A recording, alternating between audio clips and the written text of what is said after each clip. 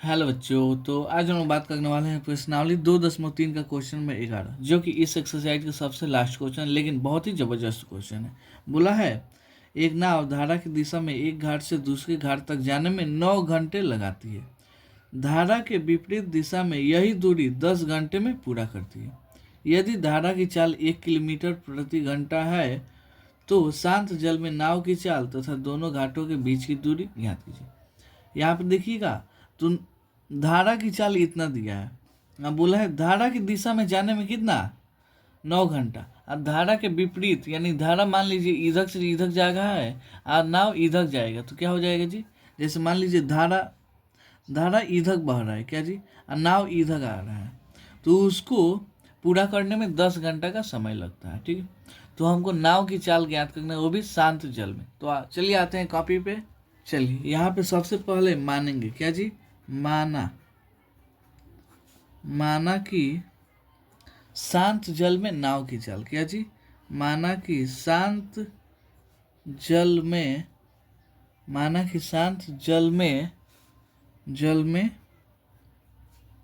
नाव की चाल कितना हो जाएगा, 1 किलोमीटर प्रति घंटा, यानी 1 घंटा में 1 किलोमीटर जाता है। ठीक है, और यहाँ पे शांत जल में चाल, अच्छा सीधा लिख सकते हैं जल की चाल क्या जी, जल की चाल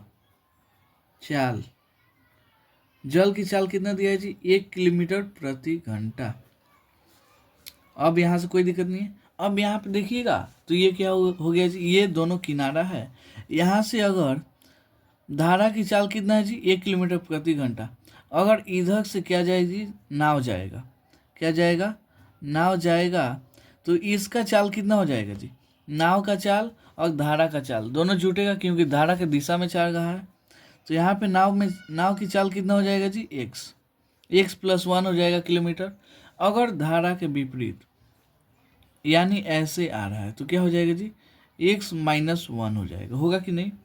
यहाँ पे देखिएगा तो यहाँ पे इस किनारे से और इस किनारे के बीच की दूरी क्या होगा जी, सेम होगा। दूरी तो चेंज नहीं ना होगा। तो हम एक काम करते हैं, दूरी को दूरी के बराबर कर देते हैं क्या जी, दूरी और दूरी दोनों आपस में क्या जी, बराबर। तो दूरी का फॉर्मूला क्या होता है जी, चाल बटा समय, क्या जी, चाल बटा समय। तो यहाँ पे देखिएगा, सॉरी, दूरी इक्वल टू एक फॉर्मूला होता है, दूरी इक्वल टू चाल गुणे समय, तो अब देखिएगा, तो धारा के दिशा में चाल कौन सा होगा जी, ये वाला x+1 इंटू कितना समय लेता है जी, 9 घंटा लेता है। और धारा के विपरीत ये वाला होगा x-1 इंटू 10। यहाँ तक कोई दिक्कत, देखिएगा ये है चाल कौन सा, धारा के दिशा में आज गुणे समय, ये है चाल किसका, धारा के विपरीत, जिसमें से चाल ये क्या होता है जी, धारा का चाल घटता है इतना। अब देखिए 9 में 1 से गुना कीजिए, 9x, यहाँ पे 9 1 10 1 हो जाएगा, यहाँ पे 10 में 1 से गुना होगा 10। ठीक है, यहाँ पे देखिए अगर 10 इधर आता है तो 9x-10, ये वाला -10, ये 9 उधर जाएगा तो -9 हो जाएगा। यहाँ देखिए दोनों में बड़ा कौन है, 10, तो 10 में से 9 गया, एक आएगा, एक x, और 10 के पहले कौन सही ना, माइनस, तो माइनस लग जाएगा। 10 को माइनस में, यहाँ पे 9 को माइनस में, 9 माइनस 19 हो जाएगा, माइनस माइनस खत्म। यहाँ पे x इक्वल टू कितना आ जाएगा जी, 19।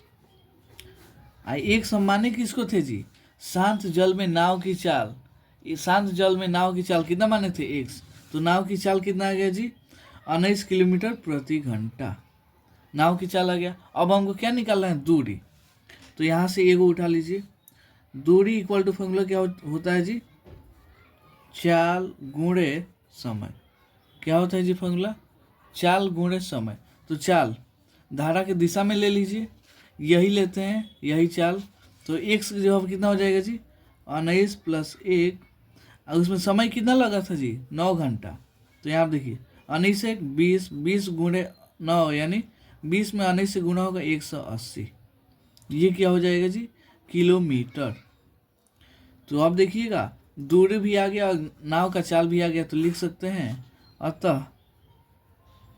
अतः शांत जल में